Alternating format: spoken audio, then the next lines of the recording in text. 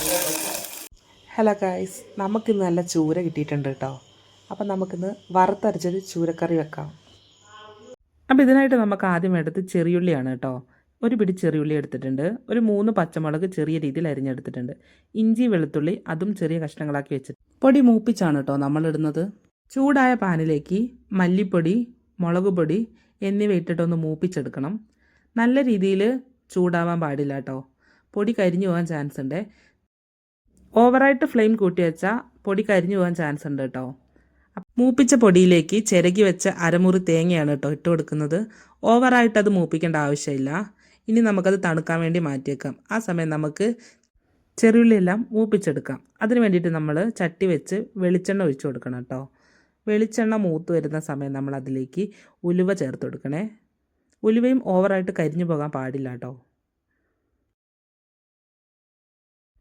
ഉലുവ നല്ല രീതിയിൽ മൂത്ത് വന്നിട്ടുണ്ട് കേട്ടോ. ഇനി നമുക്കിതിലേക്ക് ഇഞ്ചി വെളുത്തുള്ളി ചെറുങ്ങനെ അരിഞ്ഞതാണ് ഇട്ട് കൊടുക്കുന്നത്. നമുക്കത് ഇട്ടിട്ട് ഒന്ന് വഴറ്റിയെടുക്കാം. ലോ ഫ്ലെയിമിൽ ഇട്ടിട്ട് വേണം കേട്ടോ ഇതൊക്കെ ചെയ്യാനായിട്ട്. ഇതിലേക്ക് നമ്മളിനി ചെറുങ്ങനെ അരിഞ്ഞു വെച്ച പച്ചമുളകാണ് കേട്ടോ ഇട്ട് കൊടുക്കുന്നത്. വെളുത്തുള്ളി, ഇഞ്ചി, പച്ചമുളക് എണ്ണയിൽ നല്ല മൂത്തിട്ടുണ്ട് കേട്ടോ. ഇനി നമുക്കതിലേക്ക് അരിഞ്ഞു വെച്ച ചെറിയുള്ളിയാണ് ഇട്ട് കൊടുക്കുന്നത്. ചെറിയുള്ളി ഇതിൽ കിടന്നിട്ട് നല്ല രീതിയിൽ വഴണ്ട് വരണം കേട്ടോ.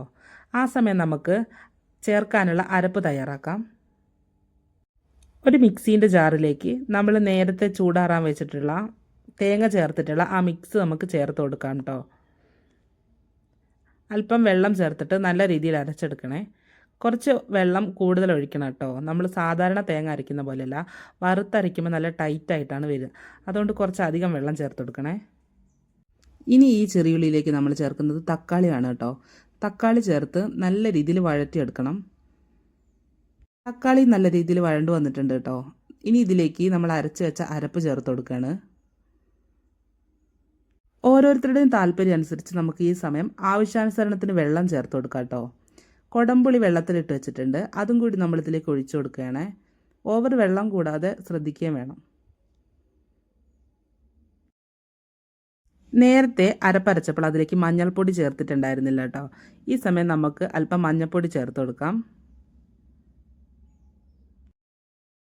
കൂടാതെ ആവശ്യാനുസരണത്തിന് ഉപ്പും കൂടി ചേർക്കാം കേട്ടോ. നേരത്തെ ഉള്ളി വഴറ്റിയപ്പോൾ നമ്മൾ ഉപ്പ് ചേർത്തിട്ടുണ്ടായിരുന്നില്ല. ഇനി നല്ല രീതിയിൽ തിള വന്ന ശേഷമാണ് കേട്ടോ മീനിൻ്റെ കഷ്ണങ്ങൾ ഇട്ട് കൊടുക്കുന്നത്. നല്ല രീതിയിൽ തിളച്ച് വരുന്നത് വരെ വെയിറ്റ് ചെയ്യാം. ഞാൻ മീൻ കഴുകിയെടുത്തപ്പോൾ തന്നെ അതിലേക്ക് ഉപ്പും മുളകും കുറച്ച് ചേർത്ത് മാഗ്നേറ്റ് ചെയ്ത് വെച്ചിട്ടുണ്ടായിരുന്നു കേട്ടോ. അപ്പോൾ ആ കഷ്ണങ്ങളാണ് ഞാനിതിലേക്ക് ഇട്ട് കൊടുക്കുന്നത്.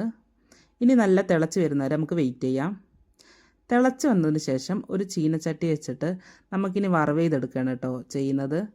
വെളിച്ചെണ്ണയിലാണ് കേട്ടോ കറി വറവ് ചെയ്തെടുക്കുന്നത്.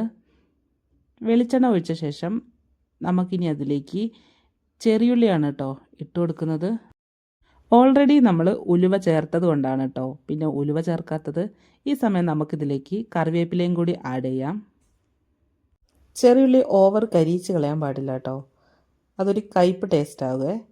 അതിനുശേഷം നമുക്കിനി ഇത് ചട്ടിയിലേക്ക് ഒഴിച്ചു കൊടുക്കാം. അപ്പം അടിപൊളിയായിട്ടുള്ളൊരു മീൻകറിയാണ് കേട്ടോ ഇന്നിവിടെ തയ്യാറാക്കിയിട്ടുള്ളത്. എല്ലാവരും ട്രൈ ചെയ്ത് നോക്കണേ, സൂപ്പർ ടേസ്റ്റാണ്.